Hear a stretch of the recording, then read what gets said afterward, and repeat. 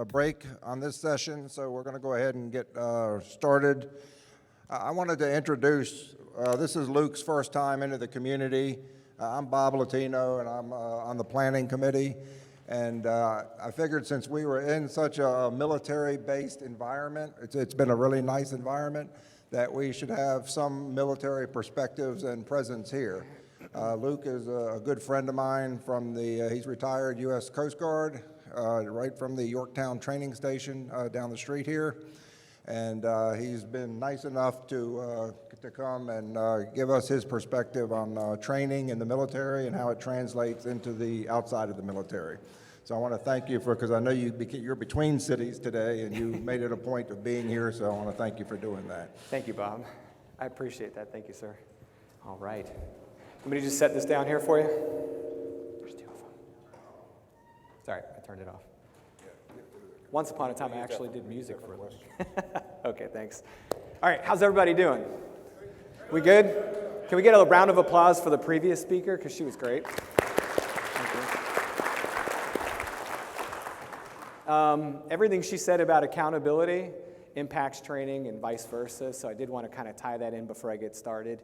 Normally, in the military, when you walk in a room, your uniform speaks for you, so you don't have to talk about yourself.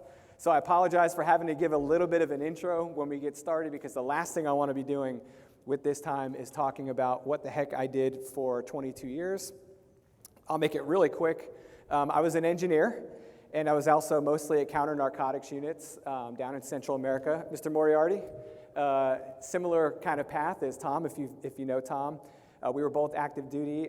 He preceded me by, can I say several years, Tom? Is that okay? All right.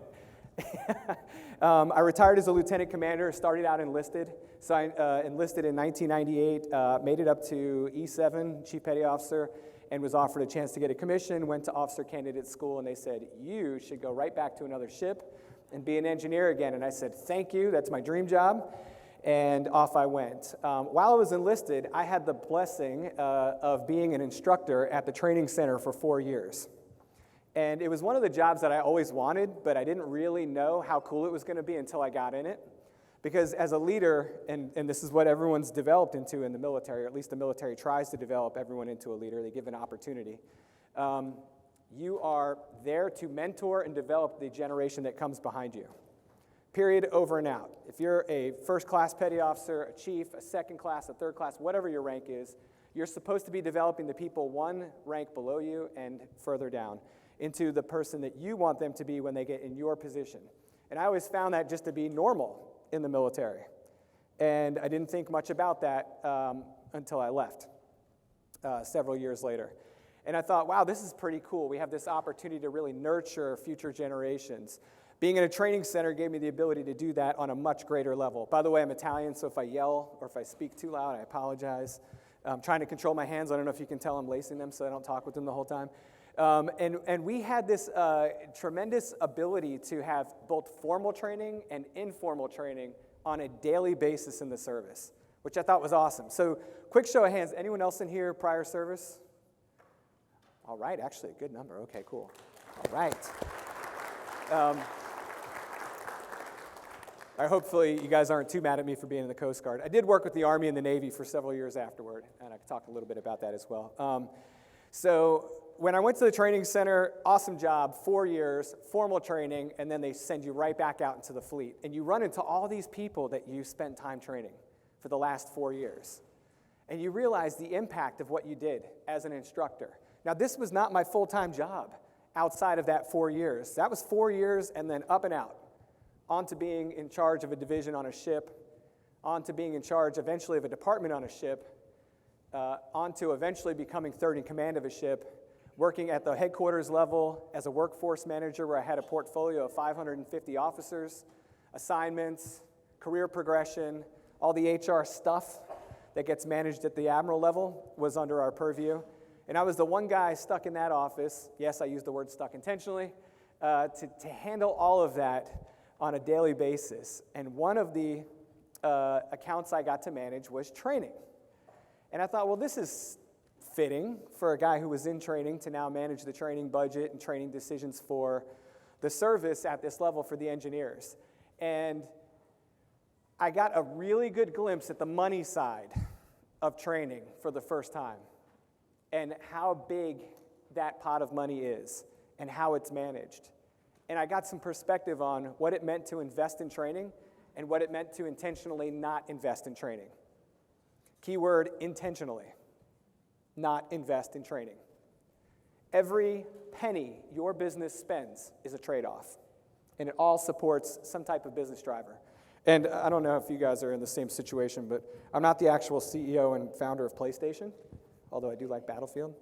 But I am a founder of two companies, and every single day, I get to take care of people that work with me, and I get to move my money.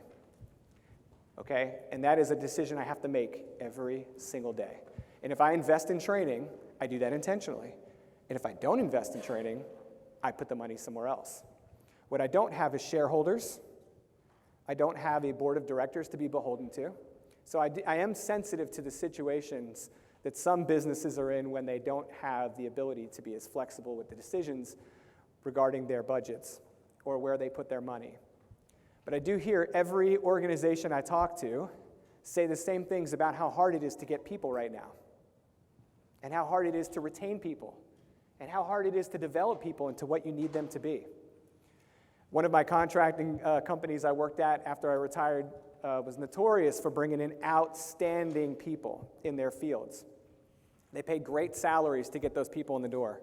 They didn't have to invest as much in training because they basically bought ready-made people right off the street. It was extremely hard to hire people like that. There aren't many, if there are any, available at a given time. You can't take that same approach at the bottom of the chain of command or at the bottom of your organization's stack of positions that you do at the top. And so you can't just spread the same peanut butter across the whole sandwich, right? We can't just say we have one way to approach investing in our people. But you do have a strategy, and that does start at the top, and it does impact everyone on the way down. So what are we doing? When we start talking about training, we're actually talking about developing people to be what we need them to be for our organization, so they can do the things that we need them to do, so they can help the organization succeed. Performance, finance gets involved when you talk about profitability, all the things. What does the military have that the civilian sector doesn't? Well, we've got different types of culture. We have different types of assets. We have different funding streams. We don't have to make a profit, which is something that drove me nuts, because I can't tell you how many times I sat in a room and said, oh my God, if we had to generate a profit, we'd be out of business by now. That was like pretty much once a week, right? And then there was other times when I'd say, thank God we're not a profit-generating organization, because we're not being influenced by money to make these decisions. We're making them with our eye focused on things like safety and operational effectiveness. And what does that mean? So let's think about training in like a really basic example for the military, like throw a grenade, which we didn't do in the Coast Guard, but I got to watch a lot of people do in the Army, right? And I worked with this colonel. I was telling Bob before we started this, I worked with this colonel who had 3 Bronze Stars. And I'd say, John, was it crazy? You know, like going through all that experience of healing from all of these events that you went through. Just an amazing human being. You're a leader. You're a man amongst men in the service. What does this look like for you? And he would look at me and say, I just couldn't run fast enough. And I thought, that's crazy, right? Like, but there's a thing called a blast zone involved here. And he just couldn't get out of there fast enough. Also, whoever delivered that thing, whether it be a munition or an IED or whatever, they did a really good job of getting it where it needed to be. That's what he would tell me. And I'm like, that's pretty impactful. And when we talk about like throwing a grenade, sounds cool for someone else to do it until someone puts a live grenade in your hand and says, well, there's only a couple steps here. How hard could this be? Why do we actually have to teach this over and over and over again? Well, because you're holding a grenade, right? And so you might get people at the upper levels going, this is such a basic thing. Like none of the job task analysis really plays out that this is a difficult task. None of this seems like we have a lot of criticality involved. There's a lot of risk involved in this going well or not. But dude, put the grenade in your hand and then make the decision. And it changes things drastically. Yes, I would like the training, please. Right? And we do it every day. We talked about extreme accountability in the previous lesson. Immediately I thought of boot camp. Right? Boot camp is training. Day one in the service is training. All the way through week X, whatever that is for your service. Then after you leave boot camp, you go off to your unit or you go off to learn a trade in the service, some type of skill. That's training. You get to the unit, what do? On-the-job training. You leave the unit to go become something a little bit bigger in your career. They send you to a rating school where you get your MOS or your rating, depending on what type of service you're in. Months of training. For you to become an advanced technician or an advanced anything, you have to go to advanced schools. So you have basic training, then you have advanced training. All of this is investment. All of this is paid for. All of it is funded. And it's imperative that they do it because the service has this tremendous responsibility to deliver a capability to you as taxpayer that no one else can do, no one else will do, and no one else really is in a position to understand outside of those individual services that have to deliver those capabilities. My last program that I worked on is the Columbia Submarine Program. It's a nuclear submarine with nuclear armament. Its job is to be where it needs to be in the world and be your defense against nuclear attack from other nations. They take their mission very seriously, which makes us all sleep better at night. And the amount of money that goes into that program literally took me off my feet when I got into that job. I was like, wow. But I realized the investment is almost hard to put your finger on the value of that investment. Being able to have that capability is unbelievable until you have to go sit through the briefs and figure out why it's required. And then you don't sleep well that night. And you go, okay, we're good. Now I feel better because we are who we are. And we have the capabilities we have. But if you just looked at the numbers, you'd say, that's astronomical. How can we possibly give literally billions with three numbers, right, to these programs? They're so expensive. There's so much else we have to pay for. But it's non-negotiable. And we feel that way because it's a capability that can't be replaced. And it's a capability that ensures your survival. But we don't feel that way, and I'm not trying to be alarmist or to try and be too much of a drama case here, but we don't feel that way when it comes to other operational efficiencies and effectiveness. How much are we willing to invest in developing our own workforce? Then the Coast Guard, the Navy, the Army, the Marines, Space Force, all of them, the Air Force, they all have to invest this money in training because they can't just buy a workforce off the street. We can do a little bit of that, but you can't do it across the board. That's why we have contractors to do the things that we can't develop ourselves or we shouldn't be spending our money on directly with our own workforce. The operations and maintenance costs to the Department of Defense is the single highest cost to the Department of Defense. Right behind it is people. So you have assets that operate and are maintained, and then you have people that operate and are maintained. And so the physical assets, the big expenditures that Congress authorizes, all of those things, they're the cool things that you hear about. Fighter jets and aircraft carriers and nuclear submarines and cool, right? What other cool jobs are there? People stuff, right? Who in here dreamt about being a Navy SEAL when they were a kid? Even if it was just for a minute, right? Or being a fighter pilot, because I grew up when Top Gun was cool the first time, not the second time. The first time. And I wanted to be Tom Cruise in an F-16, which I didn't realize wasn't a Navy plane at the time. And I just wanted to do all those things because I thought that looked really cool. Do you have any idea about how much training goes into creating a pilot in the U.S. Navy that leaves a flight deck out at sea and comes back? It's amazing. But the reason they invest in that is because they have to develop that capability themselves. And we've literally had to just, by necessity, adopt a mentality that I think could benefit the civilian sector if we just change the way we look at the people we have. Who's heard the phrase what if we put money into training people and they leave? And then someone says, what if they stay and we don't invest in them? Right? and then we all get stuck in this back and forth about which one's right and which one's wrong, and we can't really agree. Hello, I have a doctorate. I understand we just want to argue about everything, right? There is no right answer, but there is an answer that is best for your organization, and you kind of have to figure that out for yourselves. A little bit of trial and error helps. But the biggest thing, that you can do is put yourself in the position of ideal workforce. What does the ideal workforce look like for your organization? And how do we keep an ideal workforce? What does that look like? What does it sound like? Forget the money for a minute. Who do we have working here? Blinds.com, you guys familiar with them? I got to meet the CEO of Blinds.com when I was in grad school for systems engineering, of all things. Like, what were we doing talking to CEOs of major companies like that?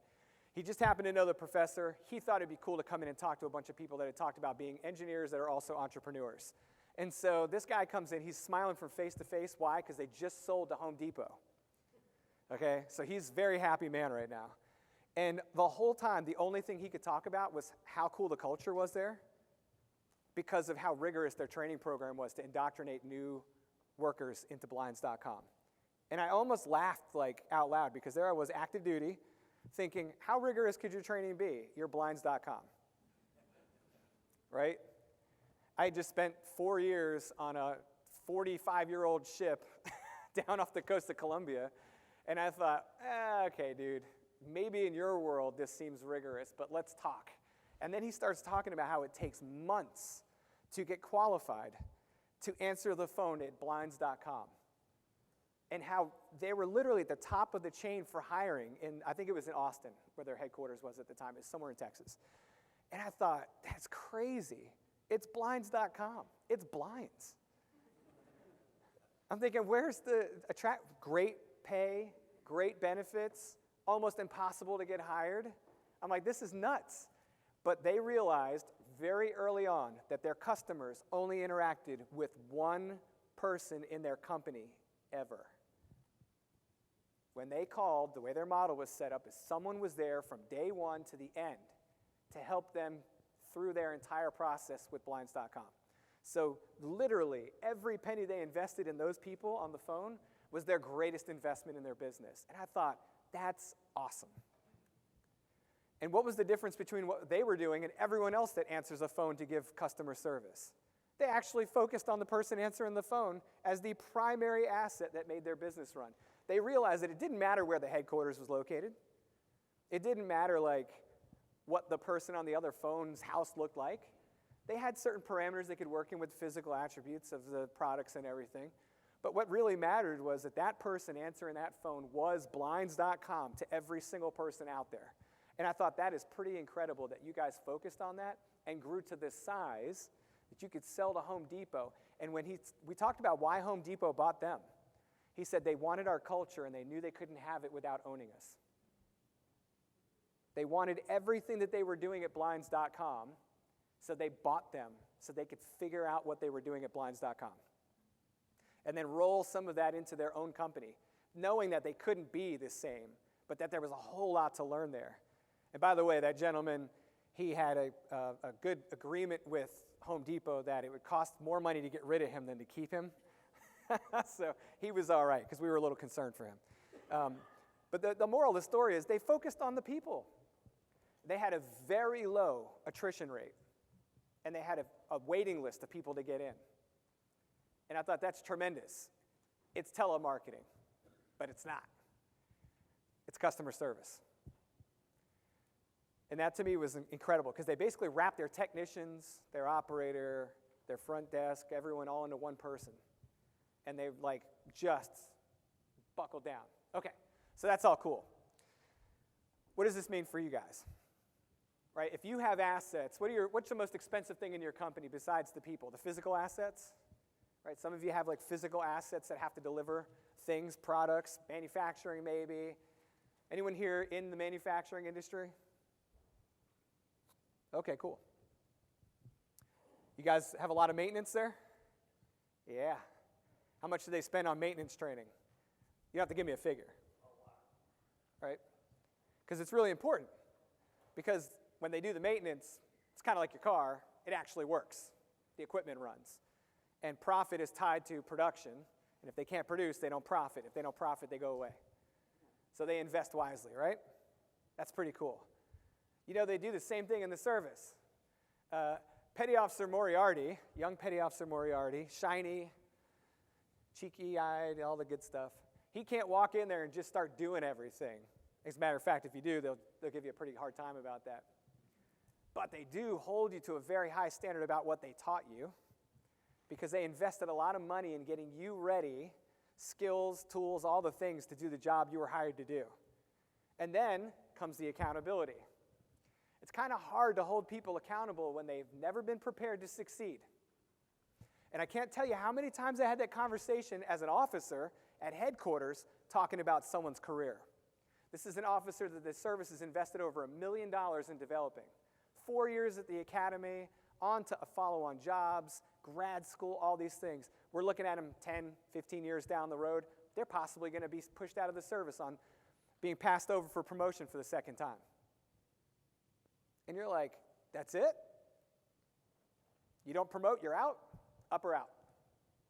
It's like, wow. How much money did we spend to develop these people? Why aren't they promoting? Well, you know, you start looking into things like performance. You start looking into things like whether they were set up for success.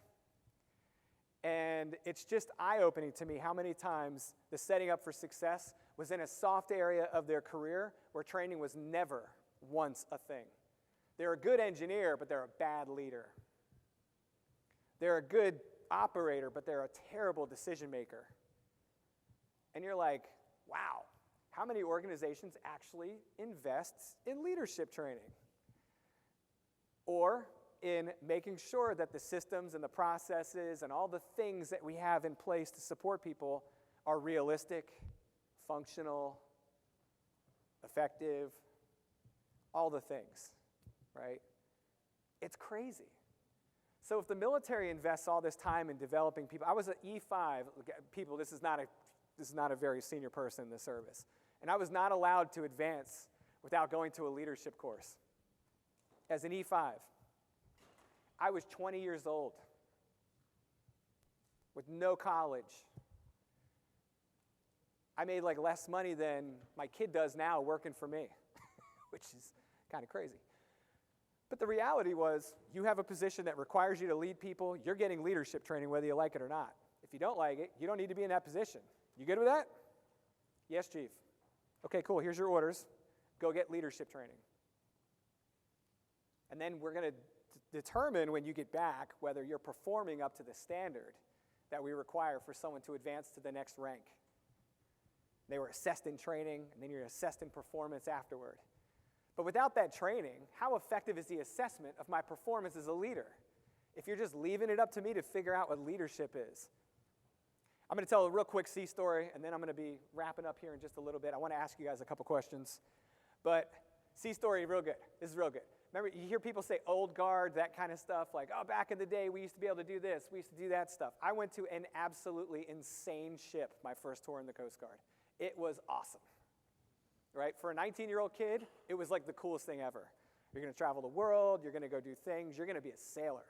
And when I mean sailor, I mean like go out and have fun sailor kind of stuff. And then literally, it's like a huge family environment within the skin of the ship. A lot of pride about your job, a lot of pride about what you do, a lot of fun, all the nicknames in the world, right? By the way, if you didn't get a nickname, they didn't like you. So we used to tell the new guys, hey, you got a nickname yet? They're like, no. I'm like, did you get a nickname? Yeah, I'm a little worried about it. No, actually, it's a good thing, right? We can work on what nickname you have later, but having one's a good start. And over the course of that 4 years, the culture in the service changed so much that my performance and my behavior in the first year on my ship as a junior petty officer got me in trouble 3 years later because I didn't change and the service did. That fast, 3 years. Things that were acceptable when I got there were unacceptable by the time I was leaving. And I got a nice little slap on the wrist from the captain, right? Normally people wouldn't mention those things because it's embarrassing, but I kind of embrace it because it made me a better leader later. especially when my guys were nervous getting ready to go into that same situation in front of the captain. I'd say, yeah, I know how you feel, dude. You'll be all right. The reality is I was set up for failure because I didn't have good formal leadership training. I had all the great technical training in the world. I was a really good technician. At least that's what, my leaders said about me. But when it came to leadership, I had all the right leadership training that you need on the deck plates. I was a streetwise kid, right? I came in, I knew how to use the system. I knew how to get things done. I was a hard worker. But when it came time to go have fun, we had all the fun and left none for anyone else.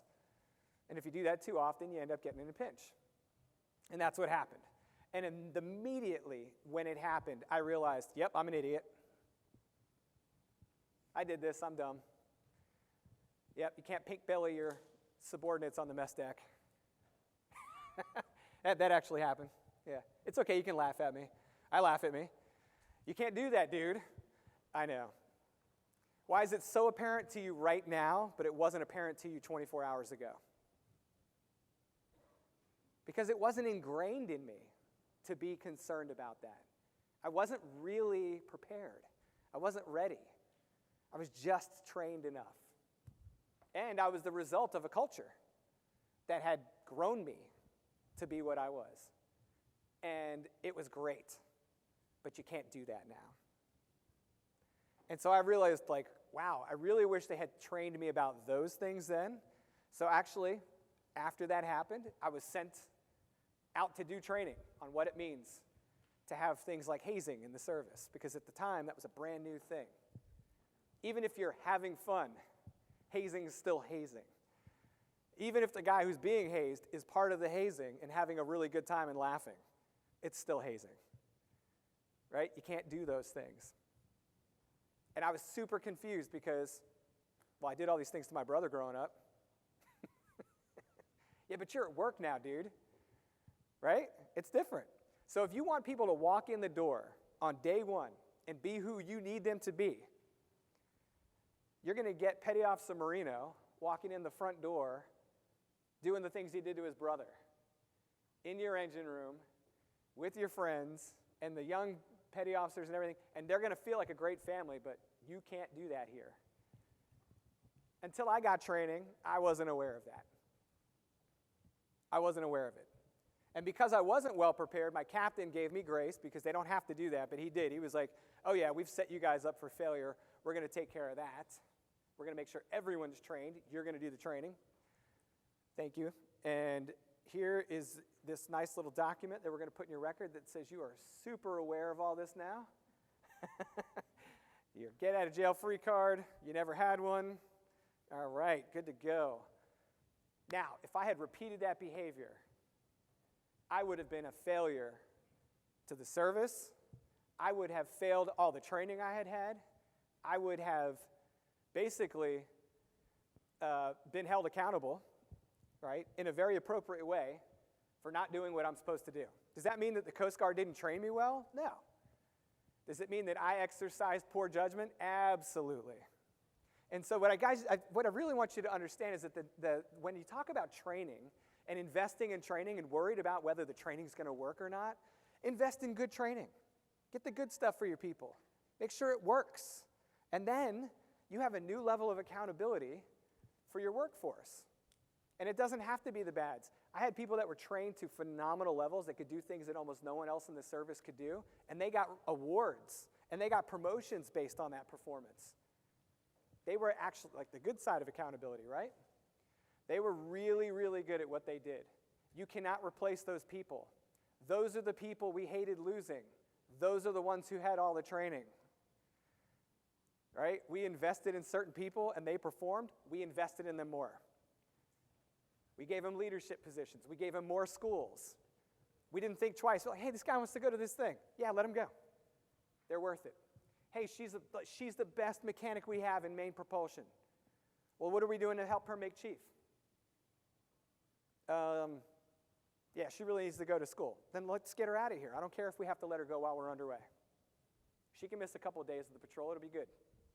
Get her to school. By pushing those investments into those people, they felt invested in, and they stuck around. And all of them, mostly, did their 20 or plus years and made it a lifelong commitment, lifelong, right? They get to a military retirement. So what about the kid throwing the grenade? You think he feels like he's a little important when he's got that grenade in his hand? Oh yeah.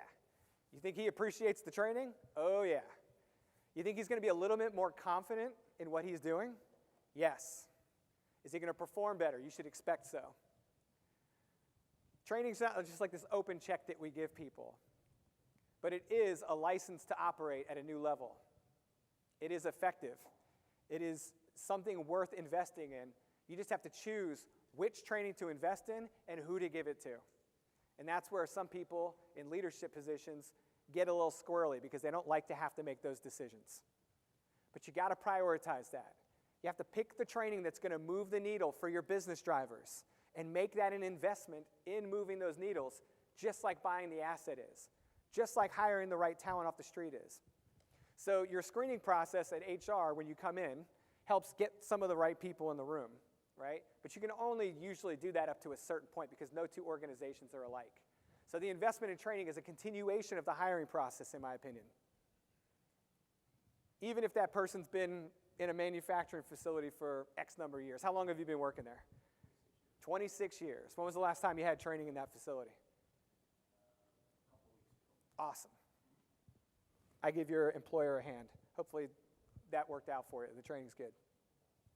There's nothing worse than spending the money on training that doesn't work or is the incorrect training. In the service, we had all these processes and procedures. You guys are probably well versed on the human performance technology stuff. And we put all of that in place to make sure we were using training as the right solution to the right problem, and that we developed the training properly, and that we gave it to the right people, and everything was good. Because, well, spending $15 million to develop a training center is not a small investment. And so we need to make sure we can do that. I'll give you a small example of how this went wrong for the British Royal Navy. They stopped training their people to save money, and they stopped doing their own maintenance on their ships to save money. And the skills in their workforce atrophied so quickly that they lost military readiness and effectiveness like this. Within one rotation of personnel, which is usually within 4 years, they were calling the United States government for assistance.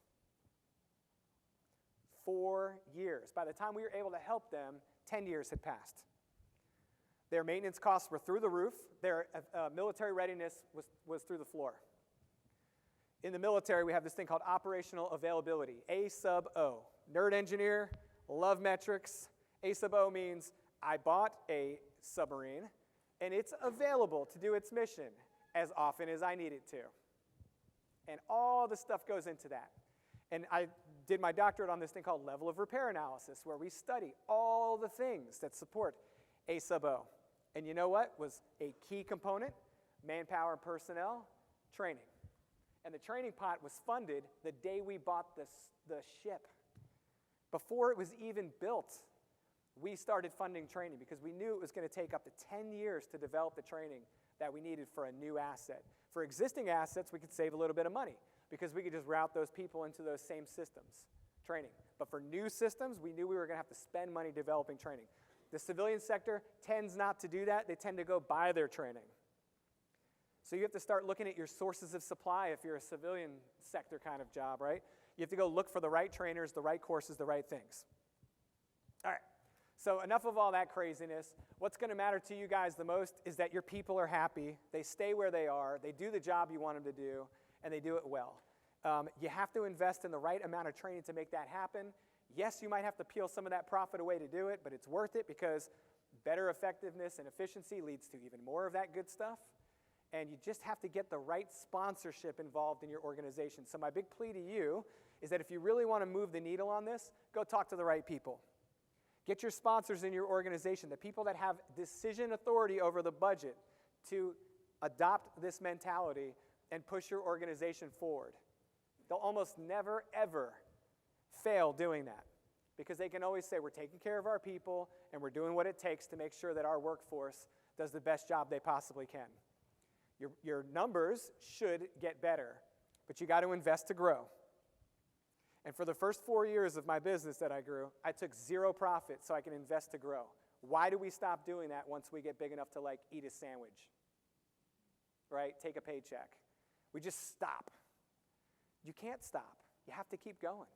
The people that do that, they're the ones that flourish. They turn into blinds.com. They get sold to Home Depot, and then they don't ever have to worry about like trying to buy a sandwich again. Okay, so who's got questions? Anything? Cool? Raise the hands. Who's been trained in the last year by your organization? Perfect. Awesome. Is that a thing? This is a question. Oh, okay, cool. Thank you. I thought like we were playing like laser tag or something. Yeah, I was like, I'm not armed. I don't know what to do right now. Yeah, you can probably take Yes, one ma'am. home afterwards. So my question is, I've always worked in scientific and technical organizations where to be hired, basically you have to be an expert in some way or another. And that tends to create a culture where it's really important to be right. And when there's a lot of deference between people with different specialties to each other, where they don't actually question somebody else's specialty that's not their own. And my experience in those organizations is that training is always seen as a punishment because it's showing that you are not an expert, and there's sort of this signaling that you hired the wrong person or something like that. So how do you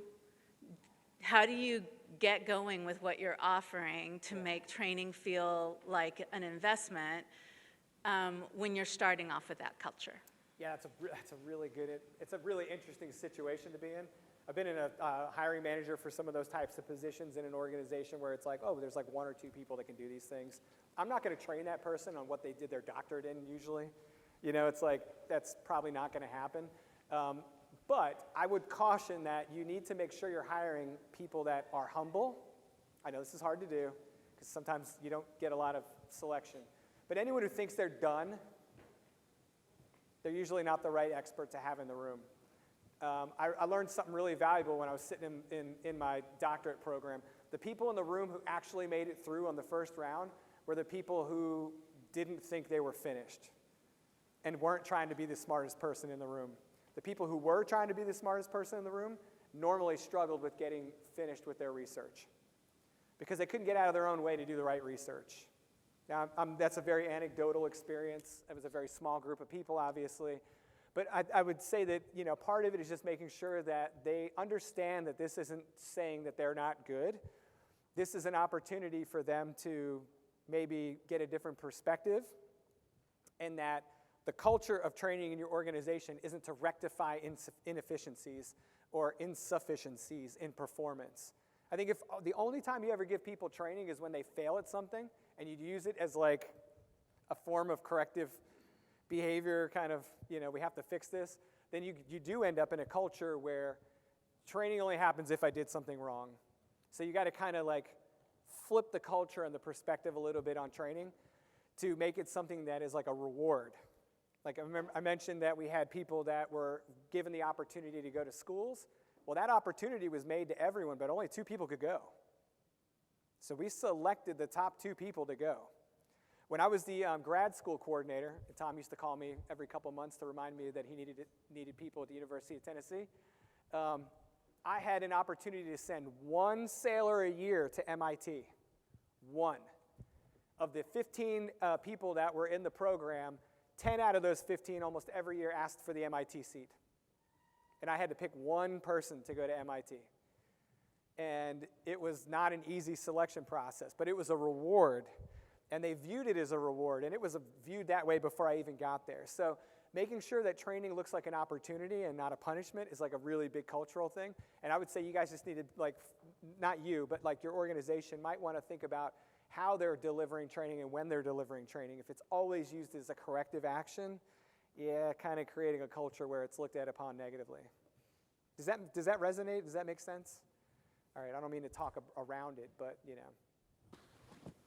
Yes, sir. Lucas, J.D. Solomon, from Hey, the JD. Consulting side of things, your private consulting. We're always stretched with training dollars. So we've got safety training, we've got job-specific training, we may have leadership training. What about cross-training? Do you use any rules with that about, you know, how to make a better team and how much money or resources you put toward quote-unquote cross-training? Yeah, yes, sir. So cross-training for the right reasons. By the way, good to see you again, JD. Excellent question.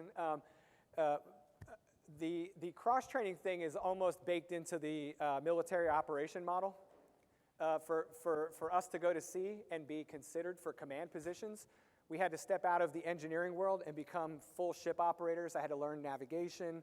I had to be able to go to the bridge. I had to be able to go to the Combat Information Center and function as a leader of a military unit, not just the best engineer on the ship, right? Most qualified engineer on the ship.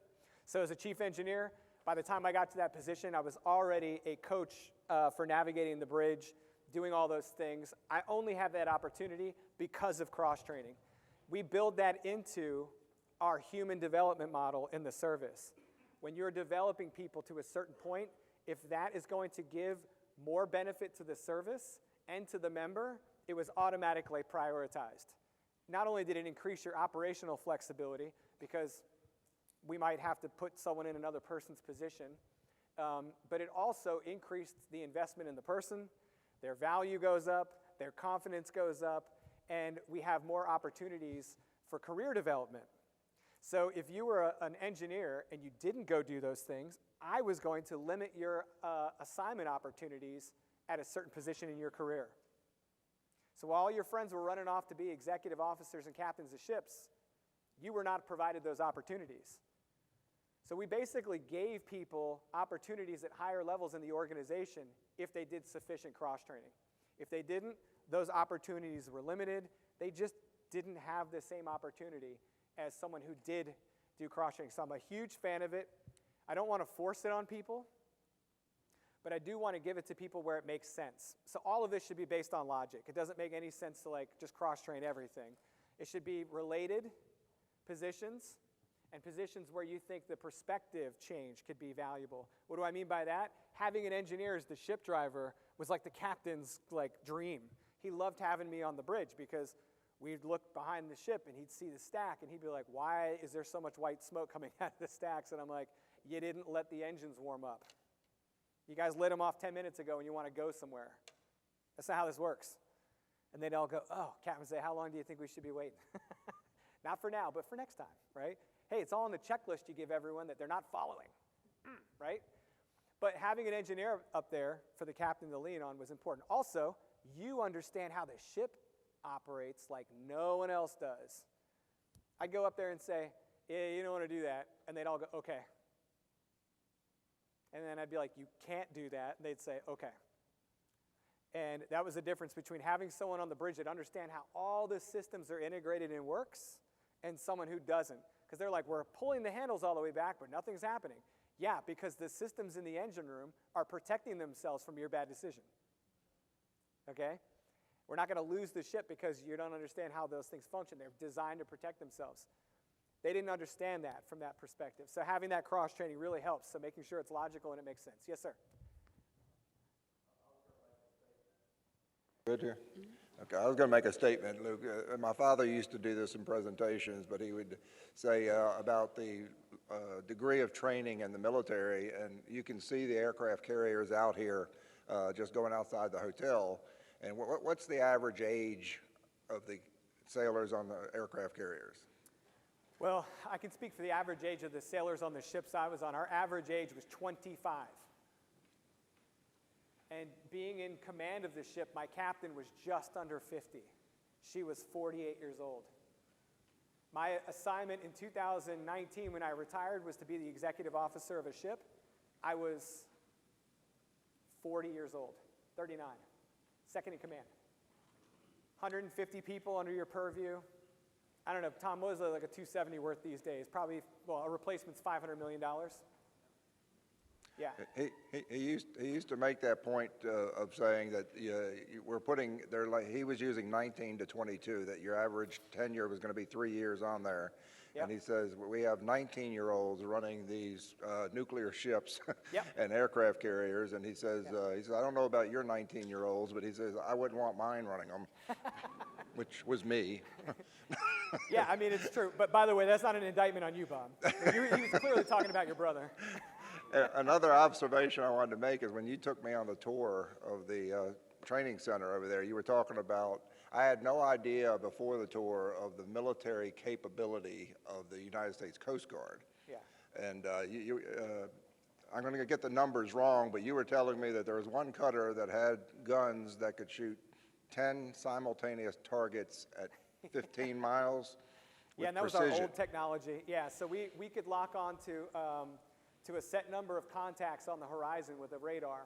And it would say, do you want all these? And you'd say, yes, please. ID, ID, ID, ID, ID. Fire. And 76 millimeter, done. And what was the fire rate on that thing, Tom? Probably 80 rounds a minute? Yeah, something like that. 80 rounds a minute. Rounds are about this tall from the ground up. High explosive rounds. Yeah, and you've got people doing this that came in off the streets. Some with college, some without college. But you have to develop them to get to that point. Same with the flight deck.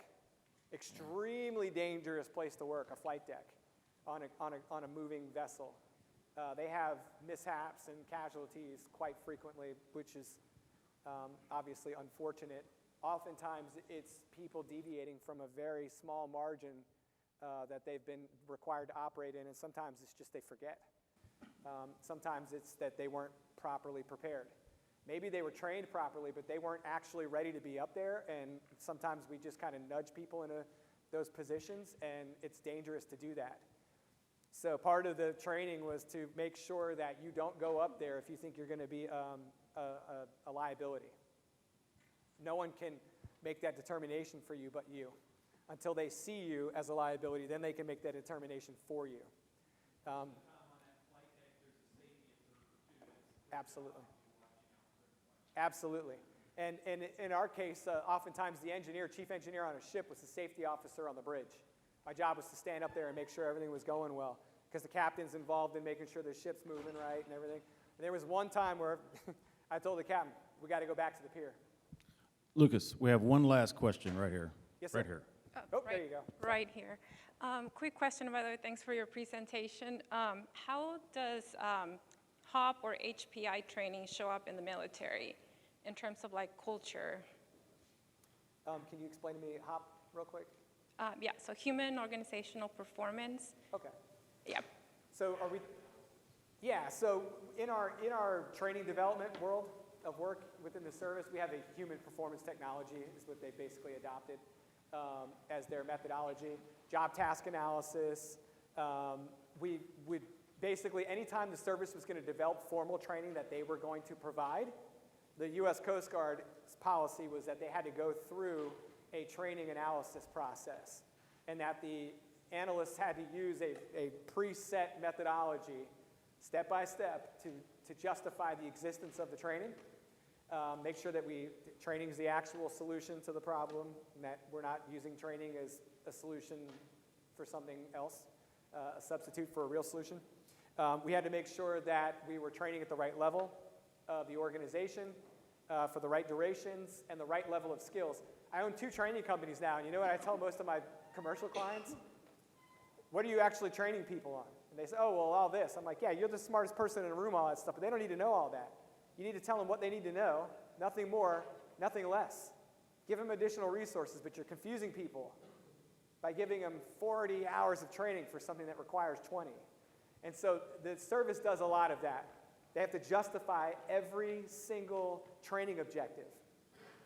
If it's not a tied training objective, it does not go in the course.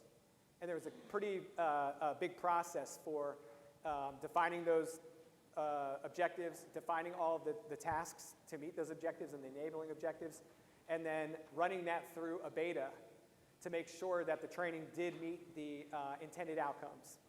And then at that point, you had a fully mature training thing, right? You had a course of some sort that you could deliver. Now, that was very much intentional for the services developed training, but they don't go through that process for commercially procured training. So if the service is going to go buy training like they do from us at East Partnership, we're the Coast Guard's sole source of port engineer training for the last 15 years. They don't go through that process. They basically treat it like a COTS purchase. They expect that we've done that for them. So that's kind of like, I always felt nervous for them. I'm like, hey, here's what we do. Here's everything. Do you need us to? Nope, you're good to go. Okay. So big note is like, when you go to procure your training, you really need to look over their curriculum to make sure that it meets the requirements of your organization, the people getting the training, and what you're expecting as an outcome. Did I answer your question? Okay, sorry. Thank you, Lucas.